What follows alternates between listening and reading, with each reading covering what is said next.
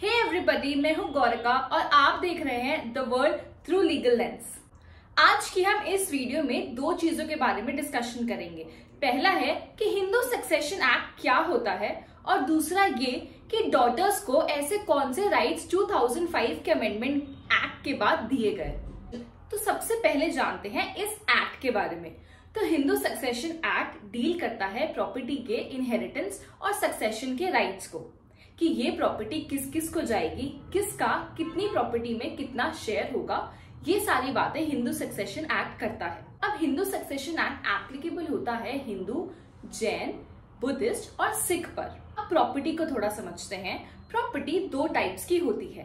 पहली ancestral property, जिसको हम पैतृक प्रॉपर्टी के नाम से भी जानते हैं, जो हम अपने दादा या परदादा से एक्वायर करते हैं। दूसरी होती है आपकी सेल्फ एक्वायर्ड प्रॉपर्टी, जो आप अपने बलबूते पर कमाते हैं। अब वो लोग जिनका एंसेस्ट्रल प्रॉपर्टी पर राइट होता है उन्हें को पार्टनर्स कहते हैं। सिर्फ को पार्टनर्स ही अपने एंसेस्ट्रल प्रॉपर्टी पर अपना राइट क्लेम कर सकते हैं। हिंदू सक्सेशन एक्ट 2005 के अमेंडमेंट के पहले ये कहता था कि सिर्फ descending male members he of the same blood stream he property acquire कर सकते हैं। फीमेल्स या डॉटर नहीं कर सकती। जो मेल मेंबर्स अपने फादर को डिसेंड करते हो of the same blood line, सिर्फ उन्हीं को पार्टनर प्रॉपर्टी में माना जाता था, फीमेल्स या डॉटर्स को नहीं।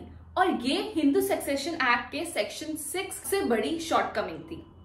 देखिए, अब कोई भी इंसान विल बना सकता है कि मेरी प्रॉपर्टी का इतना शेयर डॉटर्स को जाएगा, इतना मेरे सन्स को और बाकी का अदर्स को। तो वो विल बना सकता है, लेकिन सिर्फ अपनी सेल्फ एक्वायर्ड प्रॉपर्टी की, अपनी एंसेस्ट्रल प्रॉपर्टी की विल नहीं बना सकता। एंसेस्ट्रल प्रॉपर्टी पर राइट्स तो हिंदू सक्सेशन एक्ट के अकॉर्डिंगली ही दिए जाते हैं। तो अब हमने देखा कि 2005 के अमेंडमेंट के पहले प्रॉपर्टी पर सिर्फ बेटों का हक था, फीमेल्स का नहीं। मगर अब क्या ऐसे वुमेन को राइट्स दिए गए 2005 में, अब हम वो डिस्कस करेंगे। तो 2005 की अमेंडमेंट ये कहती है कि अगर किसी की भी डेथ होती है और उनकी एंसेस्ट्रल प्रॉपर्टी होती है, तो उस एंसेस्ट्रल प्रॉपर्टी पर इन तीन लोगों का इक्वल हक होगा। सबसे पहले विडो, सन एंड डॉटर। इन तीन लोगों को उस एंसेस्ट्रल प्रॉपर्टी पर इक्वल राइट्स दिए जाएंगे। तो 2005 के अमेंडमेंट के बाद ये कहा गया कि अब से डॉटर्स को भी को पार्टनर कहा जाएगा, यानी कि डॉटर्स का भी सन्स की तरह बाय बर्थ एंसेस्ट्रल प्रॉपर्टी में राइट होता है। और सेकंड, ये चीज मानी गई कि डॉटर्स की भी इक्वल लायबिलिटी होगी उनकी एंसेस्ट्रल प्रॉपर्टी में। आइए अब इसको एक केस से समझते हैं। एक केस था 2020 का, विनीता शर्मा वर्सेस राकेश शर्मा।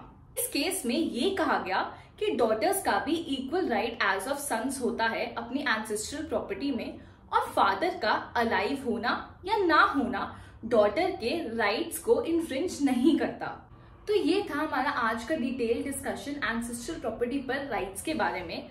आज हमने दो मेन बातें जानी कि हिंदू सक्सेशन एक्ट क्या है, और दूसरा ये कि डॉटर्स को भी एज सेम ऑफ सन्स अपनी एंसेस्ट्रल प्रॉपर्टी में राइट्स दिए गए।